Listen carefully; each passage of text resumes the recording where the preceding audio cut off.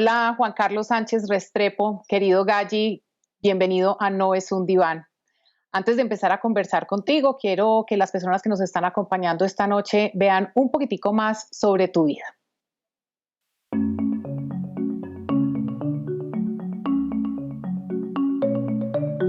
Juan Carlos Sánchez Restrepo, hijo de Héctor Guillermo Sánchez y Doraminta Restrepo, hermano de Dora Inés y Luisa Fernanda, mejor conocido como Gallina, nació en el año 1981. Desde pequeño se inquietó por la música y sobre todo por el rock. Su primer instrumento fue una guitarra que le regaló su padre, pero él siempre soñó con tocar la batería. El problema es que conseguir una batería en ese entonces era casi imposible, por eso decidió él mismo construirla. Es profesional en planeación y desarrollo social y especialista en gerencia pública de la Universidad Pontificia Bolivariana. En 1998 empezó a tocar con la banda de metal Nepenthes, agrupación de la que hoy es líder y que se ha destacado al punto de tocar en Rock al Parque, en Altavoz, y fue la banda que le abrió a Korn y Metallica, pero sobre todo por sus letras que nos recuerdan a las canciones de protesta de los años 70. Lo que más se destaca es su trabajo como gestor cultural y servidor público. Antes de ocupar su actual cargo como director del Teatro Pablo Tobón, cargo en el que está desde el año 2017, fue director del Instituto de Cultura y Patrimonio de Antioquia y subsecretario de Bibliotecas, Lectura y Patrimonio de la Secretaría de Cultura Ciudadana de Medellín. En el Instituto de Cultura trabajó con Sergio Fajardo y fue una de las cabezas del proyecto Antioquia, la más educada.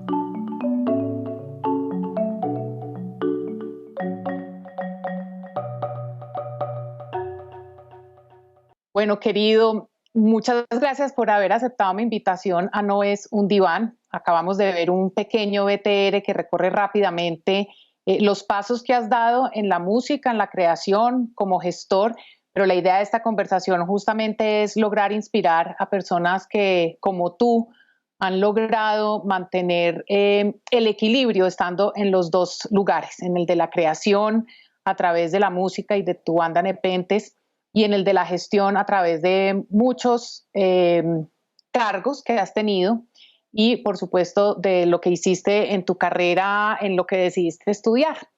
Pero antes de llegar allá a todos esos logros tenemos que saber algo sobre tu infancia. Eh, y bueno, pues lo primero es hablar de nuestro querido suroeste antioqueño. Eh, ¿Cómo creces tú? Háblanos un poco, para quienes nos están viendo, es importante que sepan que Juan Carlos nació en Támesis, como ya lo dijimos ahorita en el BTR, que es un municipio en el suroeste antioqueño. Y es allí donde empieza la carrera del famoso Galli o Gallina. Entonces, cuéntanos cómo es esa infancia en Támesis, Galli. Querida Cata, un abrazo, un saludo para todos los televidentes. Es un honor para mí estar aquí. Hoy no estoy desde la casa, sino desde el teatro, y me parece pues súper mágico poder también estar en este lugar que lamentablemente lleva pues un tiempo cerrado. Es verdad, yo soy del suroeste antioqueño y llego al suroeste porque mi papá es médico veterinario y pues en su carrera como médico lo trasladaban de municipios de Antioquia, diferentes municipios, y del Urabá fue trasladado a Caramanta. En Caramanta yo nací. Mucha gente piensa que yo nací en Támesis, pero yo nací en Caramanta, Antioquia, y al mes de nacer nos fuimos para Támesis. Allá nació mi hermana Luisa Fernanda, y en Támesis estuve hasta los 18 años, 19 años de mi vida estuve allá. Y bueno, ahí empezó toda esta locura en este territorio tan hermoso del suroeste, una tierra cafetera, llena de aguas, de montañas, una tierra que hoy pues también está amenazada por la posibilidad de la megaminería. Y fue en ese municipio, en esa tierra tan hermosa, donde pues comencé mis preguntas acerca del mundo, del por qué tantas cosas, y encontré en el arte y en el liderazgo, pues viendo a mi papá y a mi mamá, que siempre han sido pues unos líderes ejemplares en sus comunidades. Empecé también como en esta ruta por hacerme muchas preguntas y por poder servir. Y ahí me encontré con la música, con la Casa de la Cultura. Me encontré de manera accidental con el rock, porque pues se preguntarán cómo en un municipio tan rural llegó el rock, pero hasta allá pudo llegar moviendo los dials del equipo de sonido que me mandó una tía de Medellín.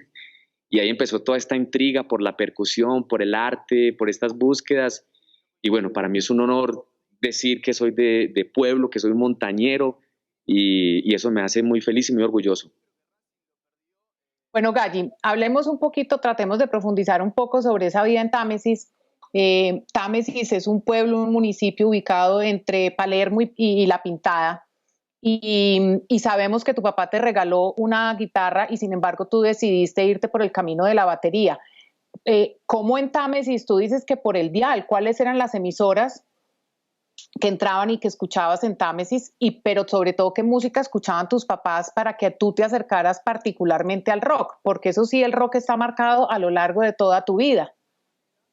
Sí, mi papá tenía algunos LPs y pues no teníamos dónde sonar la música y lo que pasa muy comúnmente es que los familiares de la ciudad regalan los electrodomésticos que ya pasaron de moda a sus familiares de provincia.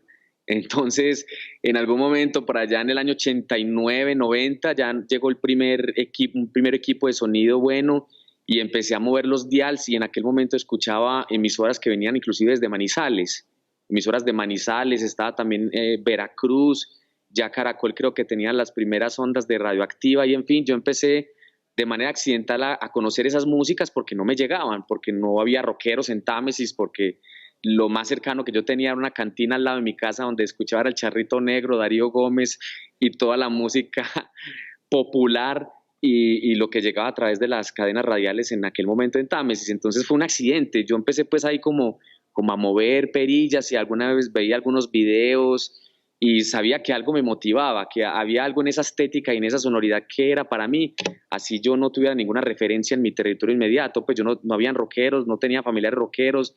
Mi papá tenía algunos LPs del grupo Suramérica, algunos otros grupos con otras tendencias un poco ya más modernas y también empecé como a sentirme mucho más familiarizado.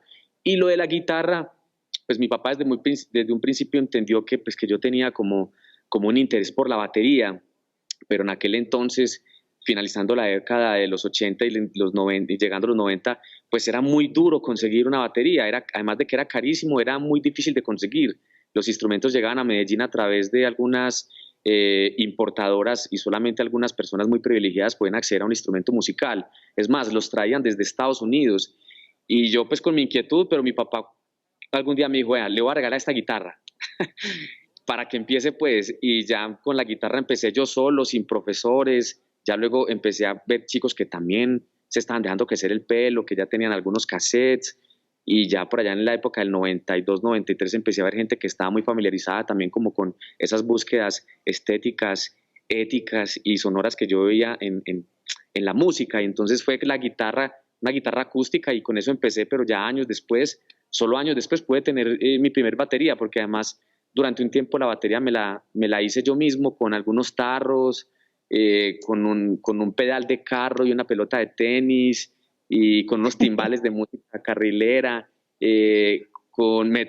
Confieso que me tuve que robar un redoblante de la banda marcial del colegio. En fin, fue una locura, pero yo empecé y cuando mi papá dimensionó que esto no era un hobby cualquiera, sino que detrás de todo esto había una pasión y que yo realmente no estaba tan loco, que realmente yo quería tocar y tener una banda de rock and roll.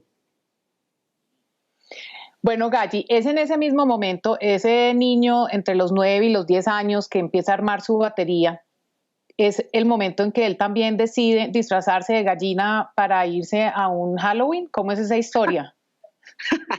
Muchos se preguntan por qué la chapa, pues, y por qué el apodo. Pues resulta que por allá en el año del 87 había un evento escolar y yo tenía que disfrazarme de gallina y no llevé el disfraz. Y tú me pediste que buscara esa foto, pero yo no sé dónde habrá estado, pues, y ahora por temas de pandemia no pude, pues, tendría que buscarla muy bien en algunos archivos de Támesis, si es que existe todavía. Pero entonces no llevé el disfraz por puro punquero. Y, y mi profesor de estética me hizo un pico rojo de cartulina y cogió un papel periódico y lo pintó de amarillo así de rapidez. Y claro, en el descanso ya todo el mundo era muerto de la risa, que la gallina, el galli, la gallina, y así se quedó la gallina. Y esa es la chapa musical y la chapa que me ha acompañado todos estos años. Pues el secretario de Cultura y Patrimonio, Gallina, el director del Pablo Tobón Uribe, Gallina, no lo podemos evitar, así te conocemos y bueno, pues así será siempre. Galli, es en ese mismo momento, me interesa mucho saber algo y es que tú dices, o nos explicaste al principio, que tú veías a tus papás muy comprometidos con asuntos comunitarios. ¿Cuáles eran esos asuntos y cómo una persona muy chiquita, un niño en su primera infancia, reconoce esos aspectos de sus papás y qué es lo que te queda de ellos? Porque te queda. Ese eres tú también hoy en día. Claro, para el contexto inicial de Támesis, en algún momento mi papá podía ser casi que el único profesional. Es decir, en aquellos momentos mi papá, digamos, tenía la posibilidad de ejercer una vocería y un liderazgo social porque era una persona formada de la Universidad de Antioquia, en medio de un contexto muy rural. Mi mamá es de origen campesino, mi mamá es del occidente antioqueño, mi mamá es una mujer campesina y desde muy chiquito yo empecé a notar que yo era una persona llena de muchos privilegios, que tenía muchos privilegios alrededor de la posibilidad de tener unos padres como los que tenía, de poder acceder a ciertos beneficios y entre esos pues miraba mucho a mi alrededor mis otros compañeros también de un contexto muy campesino y miraba cómo mi mamá y cómo mi papá ejercían cierto liderazgo. Mi papá viajaba a las veredas más lejanas de Támesis a tratar de aliviar a los animales como médico veterinario y mi mamá también empezó a ejercer también cierto liderazgo para apoyar a muchos procesos campesinos, de madres comunitarias, de asociación de campesinos y empecé a ver como los sábados y los domingos mi casa se llenaba de gente. Al principio no me gustaba mucho, pero luego entendí que lo que estaban buscando era la posibilidad de ejercer mayor capacidad de organización alrededor de muchos temas de un municipio que todavía estaba pues, a 111 kilómetros de Támesis con unos niveles de desigualdad y todavía no de mucha pobreza, porque Támesis es un lugar con mucha diversidad, con mucha riqueza alrededor de la vida rural, de la producción agropecuaria, pero sí veía cómo mi papá y mi mamá ejercían ese liderazgo y me sentía muy bien de ver a mi papá cómo podía servir, cómo servían y era lo que hacían. Entonces yo crezco con ese espejo inmediato y entiendo que el servicio público o el servicio como tal, porque puede ser hasta los privados, es algo que me define y que me entró en mi sangre y es algo que me modeló, que me dejó, esto tiene sentido desde que uno pueda servir y por eso desde hace muchos años he dedicado mi vida también al servicio, desde la gestión cultural, desde la gerencia pública, inclusive desde la misma música y los procesos creativos. Entonces es algo que es innato pues y se lo debo a mis padres. Entonces, cuando uno es chiquito, uno no se da cuenta todo lo que le debe a los papás. Tan bueno uno poderlo decir ya a los 40 y decir, claro, ahora veo que he recorrido un camino y es gracias también a lo que viví y vi en mi casa y en mi entorno todo el tiempo. Tienes 18 años y decides irte a Medellín con el apoyo de tus papás. Inmediatamente que te vas a Medellín es ya habiendo tomado la decisión de estudiar tu carrera en planeación y gestión pública. Yo tenía muchas dudas.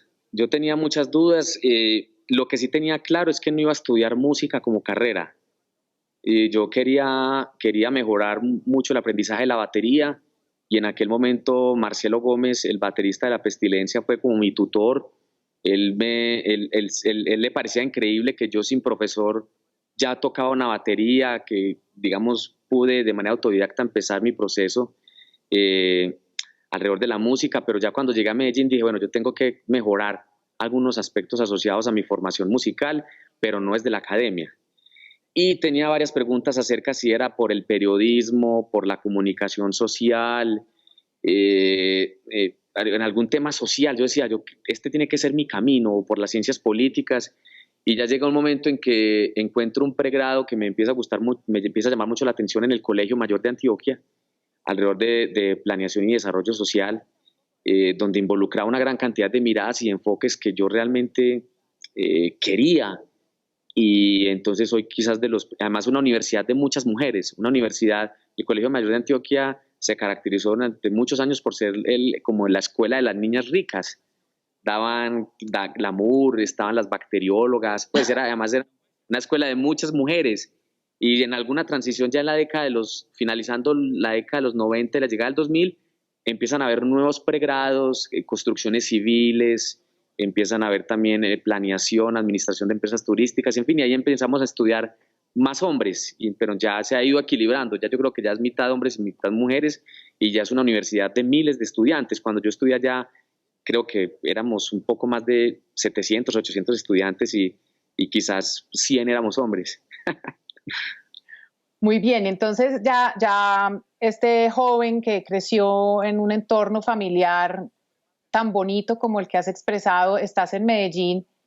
¿Cómo te sientes en Medellín? Porque yo me imagino, yo no sé, yo hoy en día diría, yo preferiría de pronto, hoy en día preferiría quedarme en Támesis que irme para Medellín, pero me imagino que en ese momento era algo muy importante a dónde te fuiste a vivir y cómo empezaste ya a ser una persona adulta y digamos, no solamente a formarte en el campo que aún hoy ejerces, sino a entender ese campo y la importancia de él mismo.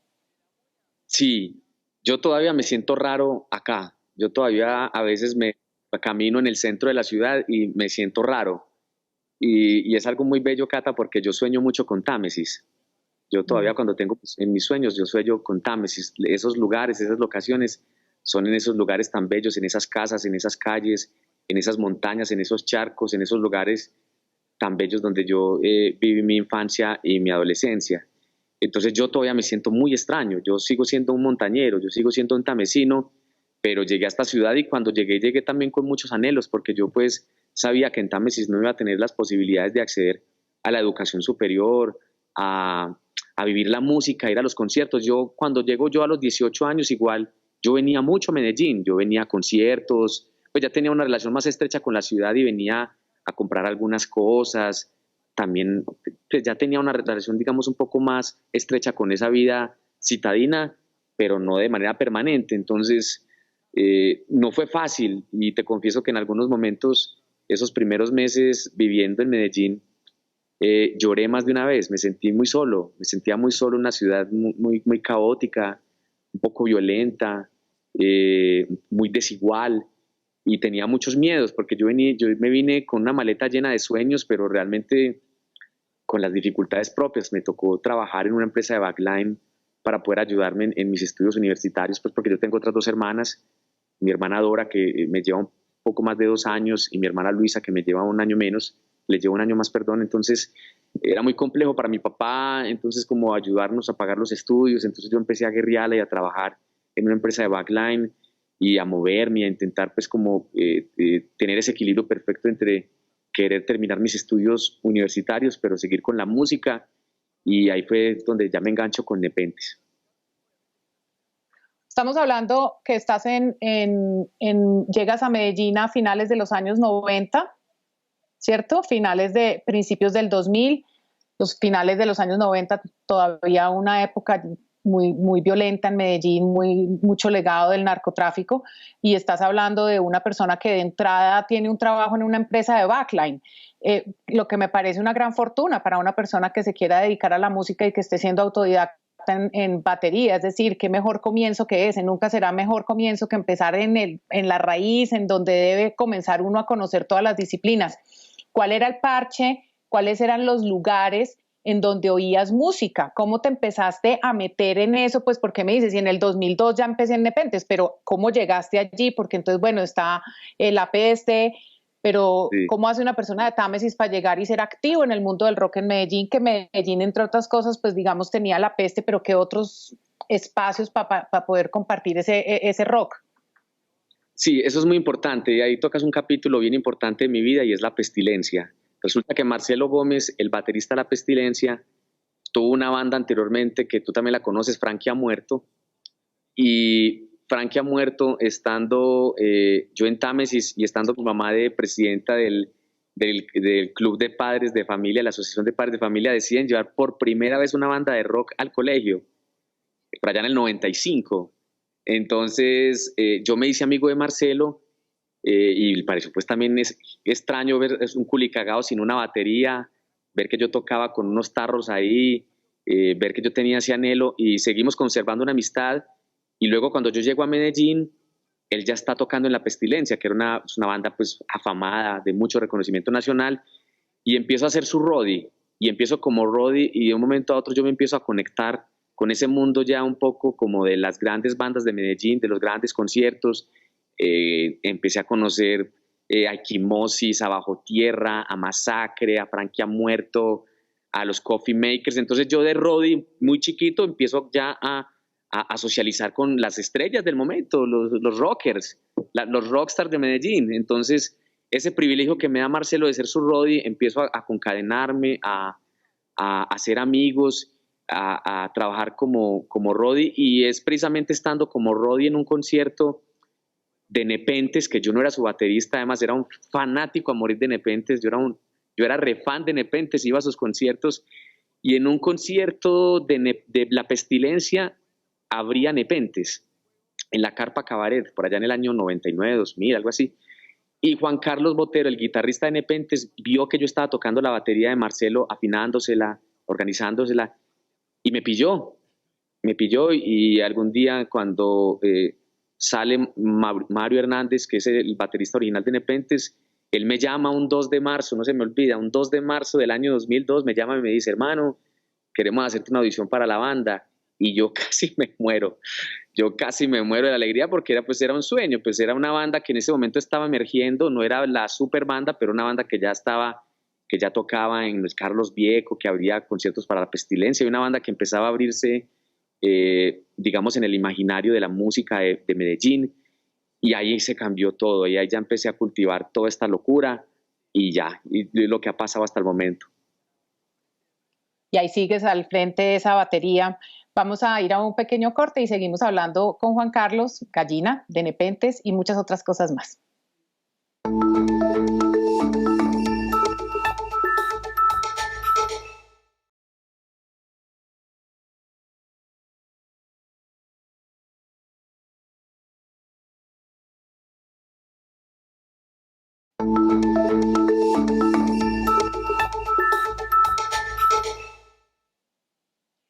Bueno, Galli, entonces tenemos a Nepentes. Eres el líder de la banda. Hoy en día ya estamos hablando 18 años después, ya casi 19 años después. Nepentes sin duda es una de las bandas icónicas del rock en Colombia, no solamente Medellín.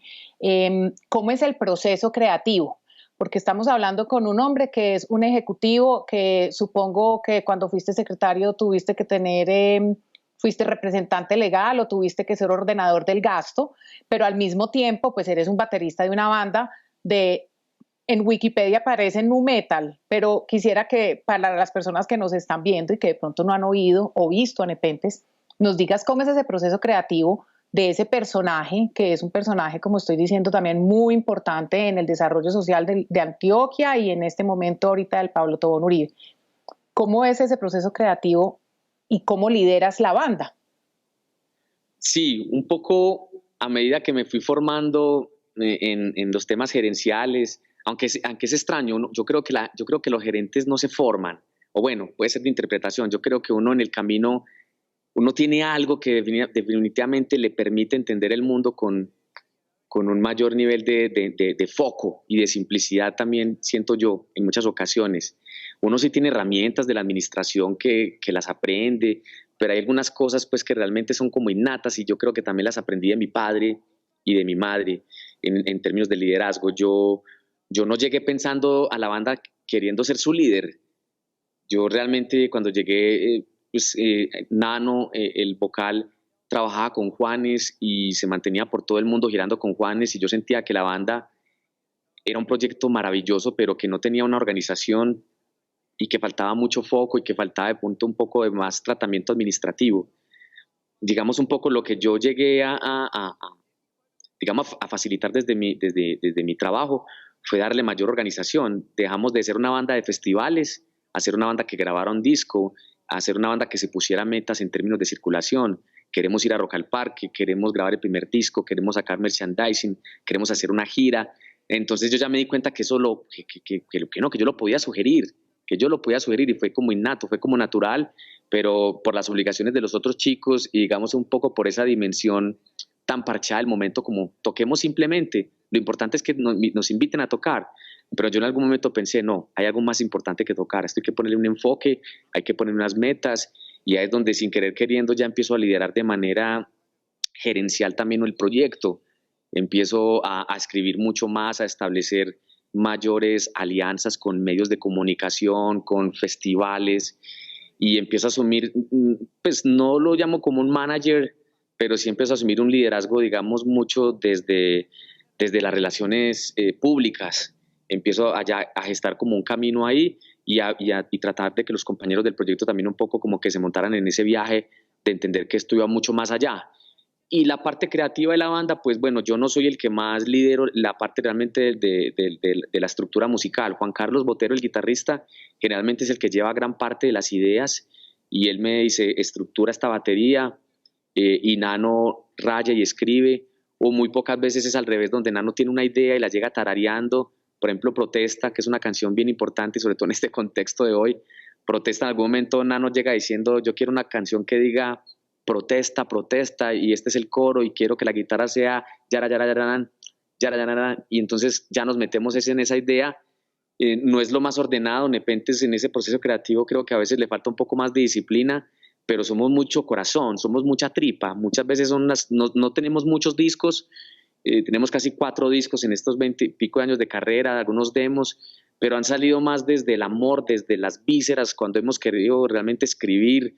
No hemos nunca tenido la presión de que tenemos que hacer este disco ya, y en eso hemos sido un poco, ahí no hemos, digamos, no hemos manejado una tendencia tan permanente en el nivel creativo, y por años nos disparamos. En el año 2013 al 2015 fue la locura, giramos por todo el país, tocamos 2 veces con Metallica, estuvimos número 1 en la radio. Entonces son como momentos que se disparan, y seguramente tendrá que ver con las posibilidades económicas de mis otros compañeros que tienen que encontrar en otras maneras de concebir su trabajo para sus familias, su proyecto de vida. Entonces no nos podemos concentrar del todo en la música. Entonces algunos son profesores, unos son ingenieros de sonido, son productores de eventos, y el único que está en ese otro lado, que es el lado ya de la gestión, de la gerencia, pues he sido yo, que ya pues hace algunos años tengo esta responsabilidad tan enorme de liderar equipos de trabajo, recursos, y un desafío tan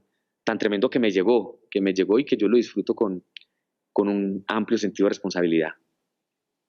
Dijiste una cosa muy importante y que creo que es el reflejo de muchos músicos en el país, y es que es probable que digamos, las circunstancias que tienen tus otros compañeros es que tienen que tener un trabajo porque los músicos no pueden vivir de la música. Tú como gestor cultural, ahora desde el Teatro Pablo Tobón Uribe y cuando fuiste secretario de Patrimonio y Cultura de la Gobernación de Antioquia, seguramente tenías ese diagnóstico muy claro. Desde las políticas públicas, desde donde has trabajado, desde el Pablo Tobón Uribe, ¿cómo te planteas esa problemática de que los músicos, y voy a ampliarlo, los artistas, los teatreros, los que hacen circo, los bailarines, no puedan vivir de las artes en un país como Colombia? Sí. Además, nunca es suficiente. He tenido la fortuna de trabajar con otros líderes y con personas que realmente han entendido la dimensión del proyecto cultural del país y de la región y de la ciudad. Voy a hablar en este caso de Sergio Fajardo. En el caso, cuando él fue alcalde de Medellín, lógicamente hubo una transformación cultural enorme, y lógicamente la manera como se ubican las artes y la gestión cultural en el renglón del desarrollo es fundamental. Y yo tuve el privilegio de llegar a la gobernación de Antioquia y hacer algo histórico, y fue, por ejemplo, solo para dar un dato, aumentar 11 veces el presupuesto de cultura del departamento, 11 veces, crear los fondos concursables, crear las convocatorias públicas, los planes departamentales de las artes, crear una política de comunicación pública para que todos los artistas tuvieran reclaro sus oportunidades, que yo creo que en eso es donde se define un poco mi paso por lo público, en esa palabra, en ese concepto, oportunidades, y construir una gran cantidad de oportunidades para que muchos artistas pudieran hacer realidad sus sueños. Porque yo vengo de ese contexto, claro, de Támesis, de no tener una batería, de no tener una gran cantidad de oportunidades, de ese mundo tan desigual. Y cuando yo llego a lo público, entro precisamente con esa posibilidad y con esa pregunta de decir, ojalá yo pueda construir y otros chicos puedan tener lo que yo nunca tuve. Y por eso nacen una gran cantidad de proyectos que hoy siguen vivos, y que han permitido lógicamente mejorar las condiciones de muchos artistas en Urabá, Suroeste, Magdalena Medio, el Bajo Cauca, que antes no tenían eso. Antes tenías que ir a arrodillártele a un político, a un diputado, a un congresista, y cuando nosotros llegamos al poder rompemos con esa estructura y logramos conseguir una manera de que los artistas y los gestores se acerquen a sus recursos, a los recursos públicos, que ya van a ser muchos más y que ahora tienen unas herramientas mucho más claras para materializar sus sueños. nace solamente un proyecto de casi 25 que logramos gestar, Altavoz Escolar. Altavoz Escolar fue un proyecto que yo construí en compañía de un amigo que tú quieres mucho, que se llama Santiago Arango, que había sido director del Festival Altavoz en Medellín, y yo me llevo a Santiago a trabajar a la gobernación y le pongo una tarea, y le digo, Santiago, yo quiero que muchos niños en Antioquia empiezan a tener oportunidades de formación artística, porque yo nunca lo tuve. Y entonces nos traemos la idea de la música, pero no desde lo alternativo ni desde el rock, sino desde el reggae, desde las músicas tradicionales, las músicas andinas, el vallenato. Y Santiago me construye un proyecto que permite que los colegios puedan acceder a backlines, a instrumentos musicales, con tutoría de profesores de las casas de la cultura. Entonces los niños en Antioquia puedan tener ya sus guitarras para cuerdas colombianas, su batería, su teclado, su bajo, su amplificador. Y eso fue una locura, pero realmente fue una cosa que yo tenía en mi cabeza y algún día le digo al gobernador en un consejo de gobierno, vea, gobernador, yo tengo esta idea, y él me dice, listo, adelante. Y pues eso, no me imagino yo, puede haber costado un poco más de $1.000.000 en su momento el proyecto, pero me lo aprobaron y, y hoy me da mucha alegría porque veo muchos niños que tienen sus bandas, que están tocando, mucha gente que entendió que en algún municipio de Antioquia pueden pintar su mundo y su proyecto de vida alrededor de algo tan sencillo como tocar el piano o cantar, o que tengan simplemente la batería que yo nunca tuve. Entonces, solo para darte eso es uno de los solos proyectos que yo creo que son fundamentales por el paso en lo público, pues, y por mi paso en la gerencia de lo público, y me hacen muy feliz y me hacen sentir orgulloso, y bueno, se ha dejado un legado. Yo ando por la vida sin ninguna pretensión, solamente ser feliz y tratar de ser feliz a mucha gente.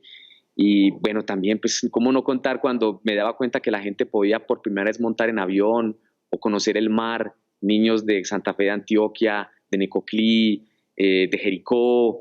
Me daba mucha alegría cuando ponemos los recursos públicos que tanto se los han robado, que tantas oportunidades le han quitado a mucha gente, y que realmente los pudiéramos manejar de una manera correcta, con las manos limpias. Entonces eso, para mí, el paso por lo público es maravilloso. Yo terminé muy cansado, lo público es muy desagradecido, pero yo lo amo. No sé si volveré, posiblemente vuelva, depende de las circunstancias, pero yo amo lo público y creo que es fundamental para el desarrollo de este país y este territorio, y se han dejado cosas importantes, ojalá las cuiden. Vamos a volver a hablar de territorio y del servicio público porque sin duda es un tema que nos une y que creo que es muy importante efectivamente para el desarrollo social y para la construcción del tejido de nuestro país. Vamos a un pequeño corte.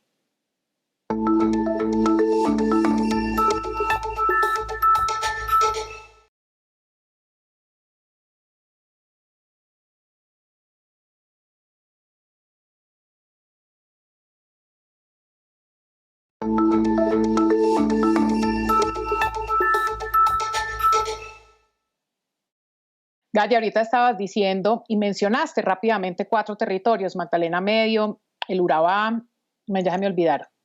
Territorios que existen dentro del departamento. ¿Cuál otro?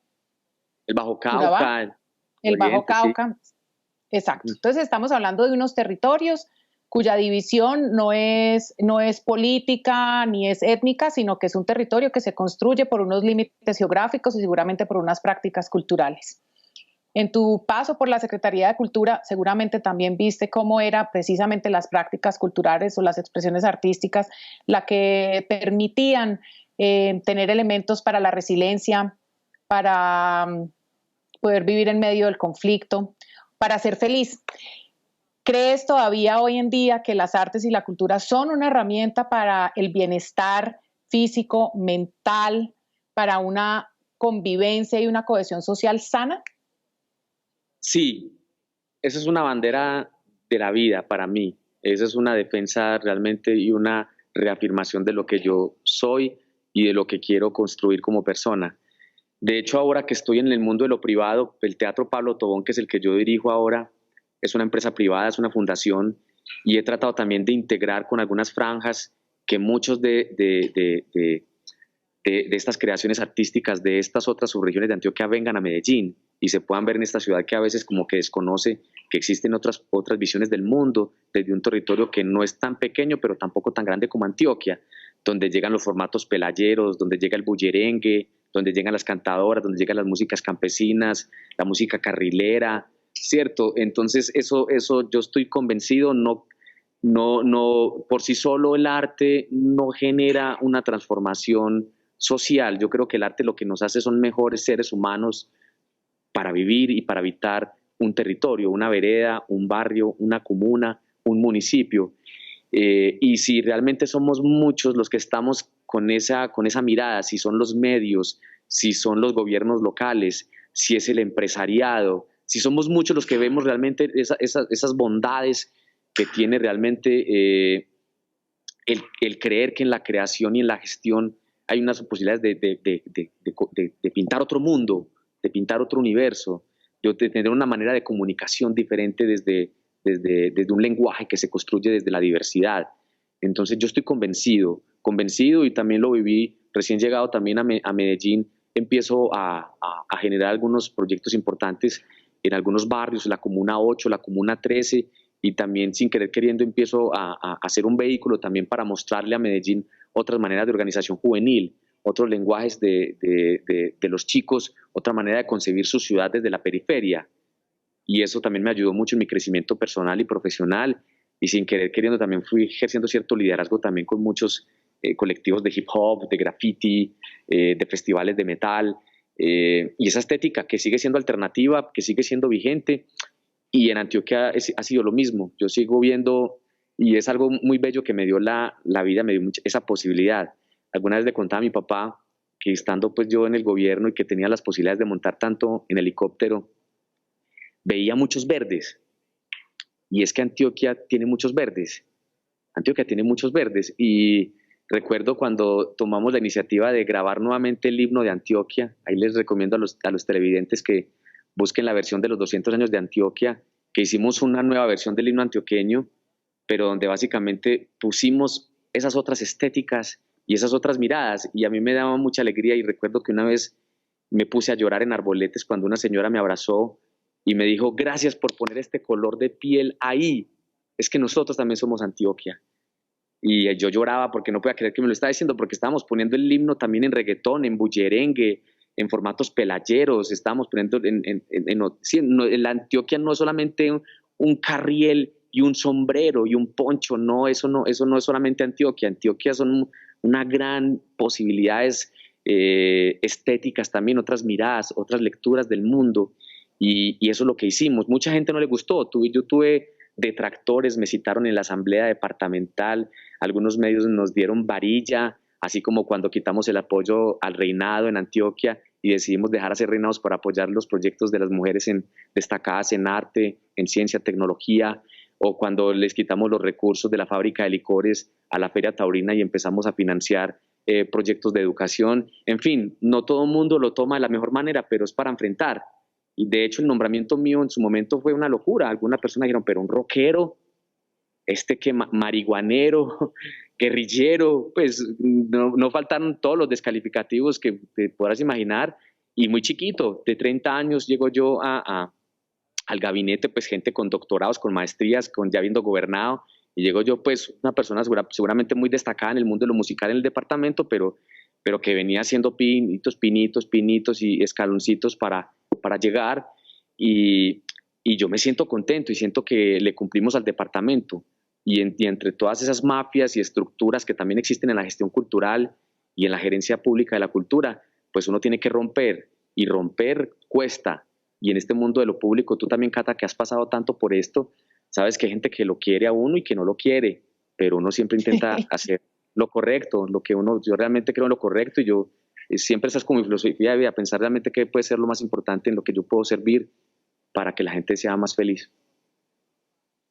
Yo creo que para ser servidor público hay que ser punk, porque hay que aguantar, hay que resistir, sí, hay que muchas veces ir en contra de la corriente, y bueno, y qué mejor que un rockero punk para tomar esas riendas, y ahora con las riendas del Teatro Pablo Tobón Uribe, que además te agradezco mucho que estés haciendo el programa desde allá, porque qué simbólico ver un teatro vacío, un teatro que lo hemos visto particularmente en una emoción. Qué belleza, qué belleza. Yo quiero mucho ese teatro.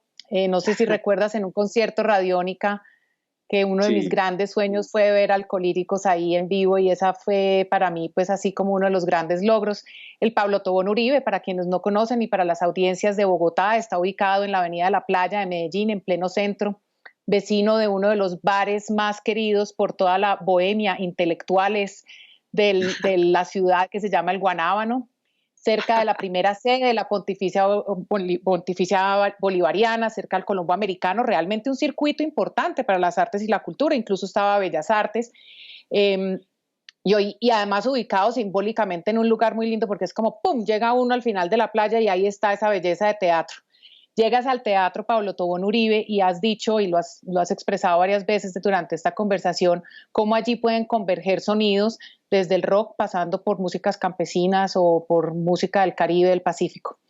Tomar esa decisión de liderar desde lo privado, lo artístico y lo cultural es una decisión que comprende la ejecución efectiva de recursos y la consecución de recursos. Significa mantener a una audiencia cercana al teatro y crear apropiación en torno al teatro. Es un teatro que es muy de Medellín. ¿Cómo te ha ido con esa tarea? Pero además quiero que me digas qué está pasando ahorita con la pandemia. ¿Cuáles son los dolores del Teatro Pablo Tobón Uribe, aparte de no tener sus sillas llenas en plena pandemia? Bueno, lo primero fue como ese tránsito, porque yo siempre era el que estaba en un escritorio y llegaba a escuchar al director del teatro. Ahora la vida hace 3 años y pedazo ya me dio la oportunidad de ser ahora el que está realmente del otro lado de la silla, nuevamente con la maleta llena de proyectos, de sueños, y ahora es donde, digamos, de cierta manera he entendido y he comprendido y he aprendido mucho la gestión pura y dura, la gestión pura y dura. Aquí son 21 familias que dependen de todo lo que yo pueda gestionar alrededor de alianzas, de comercialización, de convocatorias públicas, de ventas de servicios. Y bueno, para mí estos años en el Pablo Tobón han sido realmente de mucho crecimiento, de mucha formación. Uno no cree, pero en medio de la calentura y de todo este viaje, pues uno va aprendiendo todos los días, aprendiendo muchas cosas, porque como te digo, siempre estaba era al otro lado del escritorio. Y nos ha ido bien, inclusive en el primer año logramos lograr consolidarnos, creo que en su momento, como el teatro más programado del país. El año pasado, por ejemplo, tuvimos 752 eventos en un año. Eso es porque tenemos 3 espacios: tenemos un café teatro, tenemos la plazoleta de las artes, tenemos un aula teatro, un teatro al aire libre en la parte trasera, tenemos la sala principal, que es en la que yo estoy ahora, tenemos clases de yoga gratuitas, tenemos clases de ajedrez, tenemos lanzamientos de libros, exposiciones artísticas. Es una locura. Tenemos un grupo de tejedoras de las vecinas, un club de jardinería. Es una locura. Tenemos de todo y somos el teatro más programado de Medellín. Creo que podríamos ser el más programado de Colombia. Tenemos que hacer la indagación para ver. Entonces es una locura. Lo tenemos muy programado. Logramos en un primer año de gerencia lograr pagar todas sus obligaciones financieras. Es decir, el teatro antes de la pandemia no tenía ninguna deuda, y eso para mí es extraordinario. No teníamos una sola deuda con ningún banco. Y bueno, ya cuando llega la pandemia empezamos a desarrollar una estrategia denominada Butaca Virtual, con la cual empezamos también a desarrollar muchos contenidos digitales en circo, en mimo, en clown, en jazz, en rock, en músicas electrónicas. En fin, hemos estado haciendo muchas cosas y la gente ve las páginas del teatro. Los invito a que nos sigan, www.teatropablotobon.com, y ahí estamos llenos de contenidos. Estamos a portas, Cata, de celebrar el contenido número 100, el contenido número 100 de pandemia, y eso es una locura. Hemos estado muy activos porque la gente quiere mucho el teatro y nos las inventamos. Pues nos ha tocado, no hemos despedido a nadie, no hemos despedido a ninguno de nuestros empleados, y eso me da una alegría poderlo contar, que todo el equipo se ha cuidado. Nos tocó disminuirnos el salario, pero seguimos resistiendo. Hemos buscado apoyos del empresariado, hemos participado en convocatorias públicas, hemos presentado proyectos a las cajas de compensación familiar, y yo pues desde mi casa, de hecho vengo muy poco al teatro. Vine hoy porque tenía mucho susto de que en mi lugar donde vivo, en el corregimiento de Santa Elena, me fallara el internet. Entonces no vengo casi, yo soy siempre desde mi casa haciendo proyectos, haciendo llamadas, haciendo videoconferencias, puliendo proyectos, y ahí vamos, guerreándola. Ha sido un momento muy doloroso. Creo que vienen 3 desafíos aún más complejos, que es el tema de salud mental, de que la gente quiera volver a este tipo de lugares, de templos. que quiera volver después de pandemia, porque pues me imagino que el tema de salud mental no va a ser fácil para que la gente quiera volver. Dos, el tema de la adquisición de boletería, pues la recesión económica es una realidad y sus efectos colaterales van a ser mucho más fuertes. Entonces no sé qué tan fácil vaya a ser que la gente pueda volver a pagar una boleta. Entonces tenemos que mirar cómo nos ajustamos a esa realidad de nuestros públicos. Y terceros, que son estos empresarios, que son los que me contratan el teatro, contratan los artistas o están los bookers, están muy golpeados, están quebrados muchos, tienen muchos dolores. Entonces hay tres desafíos adicionales. No es simplemente abrir el teatro y abrir el telón. Vienen unos desafíos adicionales que nos va a costar mucho tiempo poder gestar en términos de normalidad. Pero yo me mantengo lleno de fe. Yo creo en algo superior, no sé, en algo, en las buenas energías, en la naturaleza. Yo tengo esperanza, todos los días trato de levantarme de mi cama con optimismo y esa es la lucha, aunque sepa que el panorama es muy doloroso. Muchos de mis colegas están viviendo momentos muy oscuros y yo trato siempre de estar lleno de fe y esperanza y con alegría. Siento que lo que le tengo que transmitir a mi gran equipo de trabajo es que vamos para adelante, que la vamos a guerrear y trato de ejercer un liderazgo siempre en clave de lo positivo, a pesar de esta adversidad tan compleja que ha afectado las economías personales y familiares de todo nuestro sector en el mundo. Entonces, nada, Cata, nosotros vamos para adelante. Faltan muchos meses, pero vamos a seguir resistiendo. Y eso de reinventarse, eso yo no lo creo. Si alguien se reinventa, somos nosotros, que nos reinventamos todos los días para generar contenidos, programaciones, para modelar programas y acción cultural desde precisamente la reinvención, que es de todos los días.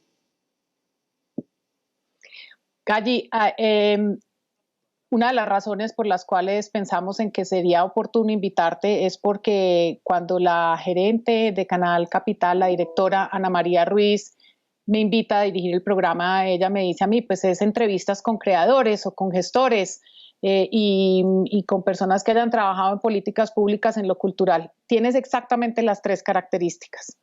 Y creo yo particularmente que cualquier gestor cultural debe ser creador, ojalá sepa de políticas culturales para que sea un gran gestor. Digamos, yo lo veo más en ese camino, tú lo has hecho las tres al tiempo. Estando en el Pablo Tobón Uribe, me haces un análisis y resumes muy claramente los tres retos que tienes post pandemia. Te pregunto, siendo el director del Pablo Tobón Uribe, teniendo absoluto y total conocimiento de las políticas públicas culturales y sabiendo cómo están los agentes y los creadores del sector de las artes y la cultura en Colombia, ¿en dónde está? ¿Hacia dónde está la balanza?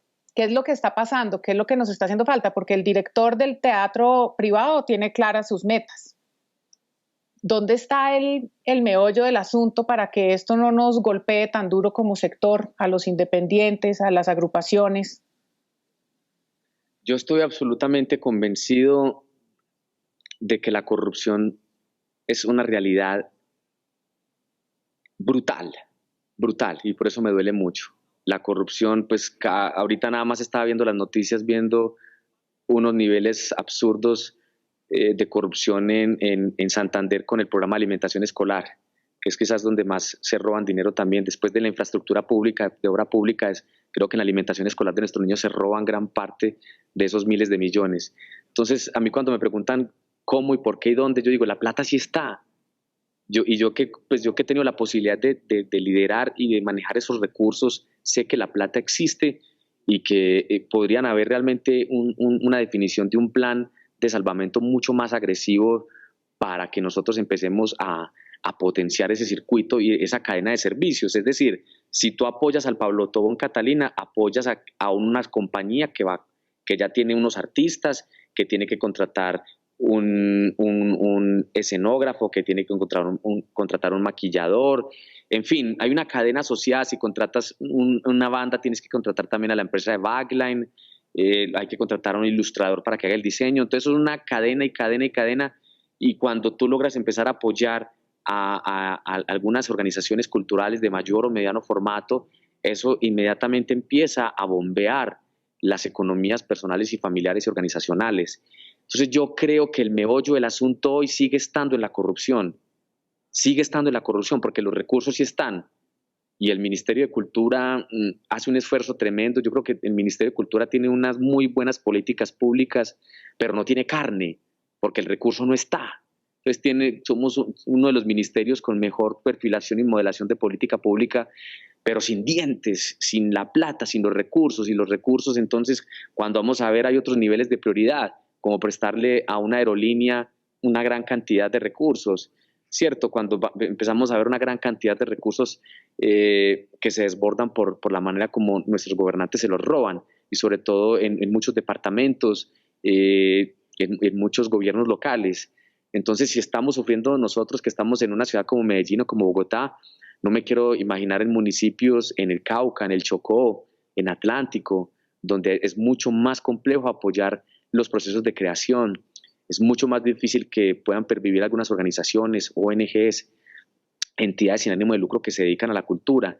Entonces yo siempre, y por eso creo que esa apatía por la política a veces no tiene sentido, porque realmente ahí está la respuesta también a muchos. Si logramos cambiar las personas que son tomadores de decisiones y tener unas políticas públicas más bondadosas con los creadores, yo creo que ahí podríamos encontrar una posibilidad de alternativas y un abanico importante de oportunidades para nosotros, al menos habilitar algunos conceptos, herramientas y metodologías para poder empezar a trabajar. Los recursos están, y en Antioquia yo creo que hay un diálogo importante, y ese diálogo tiene que pasar lógicamente por el recurso público, el recurso del empresariado, que en Antioquia los empresarios se meten la mano al drill para apoyar a las entidades culturales, y eso uno tiene que ser agradecido y uno tiene que aprender a decir gracias.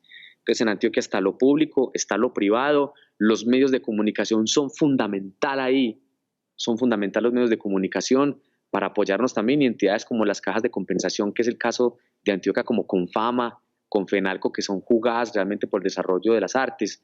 Pero hay que mejorar esa sinergia, y proponer un plan de salvamento que logre darnos trabajo, no regalarnos. Nosotros no necesitamos que nos regalen plata, necesitamos trabajo, que nos permitan hacer lo que nosotros sabemos hacer, dedicarnos a nuestro oficio y entender dentro de ese tejido y ese ecosistema cuál es el papel que nosotros tenemos en esta sociedad y en este territorio desde la acción cultural.